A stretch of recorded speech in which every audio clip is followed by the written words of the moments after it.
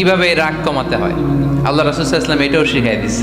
4টা পদ্ধতি শিখালেন রাগ কমানোর। টিপস নাম্বার 1, রাগ কমানোর দোয়া। সহিহ হাদিস, ওই সাহাবী যদি এই বাক্যটা পড়ে তার রাগ কমে যাবে।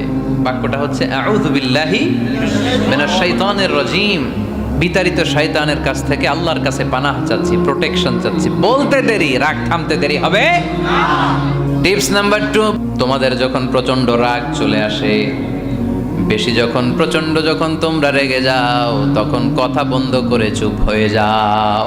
3 number tips, lower your action, আপনার অ্যাকশনকে কমায় দেন। কিন্তু আমরা ওই সময় মারি ডাইরেক্ট অ্যাকশন। রাগের সময় আমরা কি করি?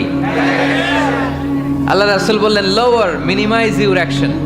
4 নাম্বার টিপস শোনো, ইন্নাল গাদাবা মিনাশ শাইতান, নিশ্চয়ই রাগ আসে শয়তান থেকে। ওয়া ইন্নাশ শাইতানা খুলিকা মিনান নার, শয়তান তৈরি আগুন থেকে।